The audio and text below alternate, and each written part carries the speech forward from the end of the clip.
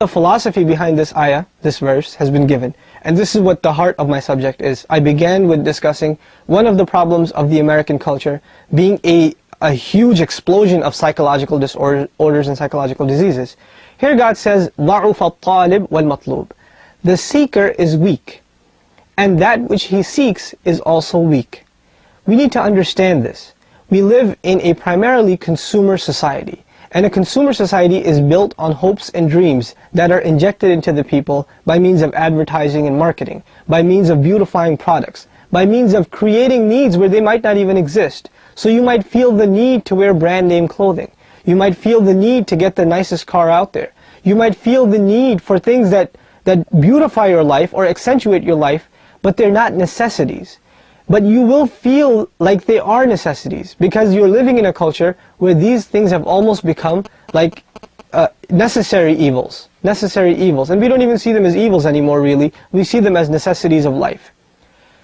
In such a culture, what are some of the hopes and dreams we aspire towards? If you're a young student in college, you hope to graduate. You hope to get a good job. You hope to get a good home. You hope to get a nice car. Maybe start a family someday. These are some of the hopes maybe many of us carry.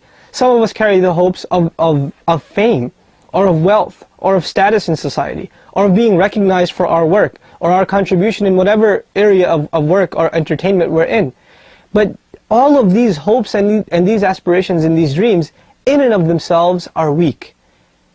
And this in turn makes us weak. This is the philosophy of the Quran. That when I am seeking, for example, my career, I can spend years upon years upon years working towards my perfection in my field, in my career. I can become a specialist. I can become, as an example, being a student of psychology, I can become a psychologist and pursue my PhD and my doctorate in the field and become recognized and write a book or two. But it may very well be that after all of my work, I lose my sanity. Something happens to me and I lose the very mind which I was hoping will give me all my status. It may very well be that that job that I was looking forward to get, there are no jobs that I can get, and people much less qualified than I are getting those jobs that I thought I would deserve. It may very well be that if you're looking to buy a house and you buy this beautiful house and you build it after so much investment and time and money and effort, that an earthquake takes it away.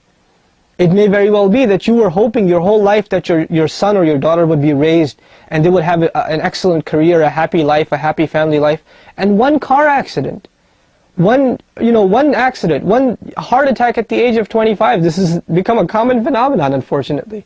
You can't even explain it. So there are phenomena in the world that take away from our hopes and dreams. Does that mean that God is cruel, or does that mean that there's imperfection in this world? One of these statements is true. There is imperfection in this world. And this in turn results in our psychological disorders. We're not happy, we're not content. We're constantly looking to please ourselves. Think about this for a second. You thought that when you went out Christmas shopping, or you went out to buy all of these new clothes or gifts or cars for yourself, that it would make you happy. But that same car that you were obsessed with, or those same clothes that you were, absolutely obsessed with, and you bought, those same clothes don't make you happy after a month. That's gone. That same woman that you wanted to marry or you wanted to be with for so long, once you have her, that desire for her is removed. That same career that you look so forward to having, now you hate your job. So whatever we desire, it seems like when we achieve it, we don't get that pleasure and that satisfaction that we were hoping for, that was driving us to achieve it. Which in turn drives us to produce new desires, new aspirations. We're always looking at the grass on the other side, obviously that being greener. And this in turn is making us weak as a people. As a people, we have become weak to our desires. We don't control our desires control us. This is what in turn makes us weak. Especially at the loss of that which you are pursuing. When you suffer from a loss, all psychological diseases, one or the other, has to do with a loss, a trauma. Loss of a family member, loss of a job, loss of a home, loss of anything that which you were aspiring towards, or that which you held very, very dearly, and you lose it. This is what is at the heart, at the cause of sadness, at the root of depression. And these symptoms, these diseases really, can only be removed if we seek something that if we seek it, it doesn't become stale after we achieve it, like any other desire in this world. And the only thing that once we seek it and we achieve it, we are satisfied, and there is nothing more that can quench our thirst, is the thirst for truth. The thirst for the ultimate truth. And the ultimate truth is Allah, is the uniqueness of Allah, is the oneness of Allah, is the fact that He created us, He sustains us, He provides for us, and He has created this world as a test in which we live and we get all of these great beautiful things, and we lose some of these great beautiful things. Many times of our lives are of happiness, other times are that of sadness. Why does He put us through these things? Simply put, He explains in another part of the Quran, لِكَيْ لَا تَأْسُوا عَلَى مَا فَاتَكُمْ وَلَا تَفْرَحُوا بِمَا آتَاكُمْ. It is so that you don't become overly excited over what you attained, and you don't become overly depressed over what you lost. Because this shows that you haven't established that ultimate connection with Allah, that ultimate relationship with God, in which whatever comes to you that is out of your control, you recognize that it is from your Creator. Having said this, the Creator of the universe demands on us a very special relationship. This is a relationship that can only be attained if we turn to Him sincerely. The modern trend in religion is, what can God do for me? Well, how can He make my life better? How can I feel good about myself by coming to God? This is altogether the wrong approach according to Islam. According to Islam, our attitude is, what can I do for God? He has done everything for me already. أَلَمْ نَجْعَلْ لَهُ عَيْنَيْنِ وَلِسَانًا وَشَفَتَيْنِ وَهَدَيْنَاهُ النَّجْدَيْنِ. No?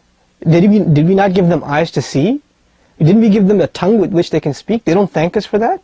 These people, they don't thank God for that? They don't recognize that they could have very well been born with one arm, or without the ability to speak, or without being able to have children, or they could have been homeless and they have homes.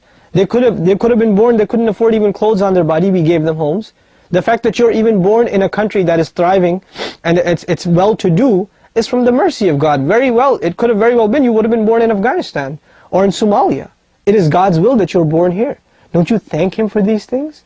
So we have become a people that are looking for God to make our life better.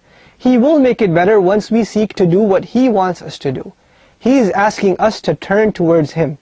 We as a people need to turn towards God. We need to recognize that in His service, we cannot associate partners with Him.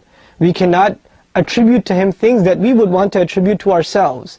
We don't say things on behalf of God without knowledge. We don't say things like God loves you or God is pleased with you.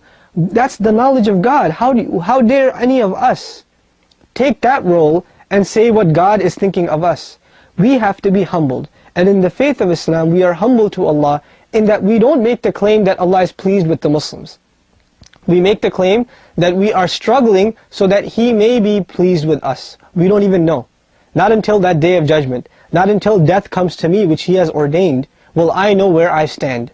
Until then, I'm in this limbo state where I have to keep struggling for Him to be pleased with me. And I won't know. I really won't know until I get there. So this struggle never ends. And this is a means of keeping myself humble.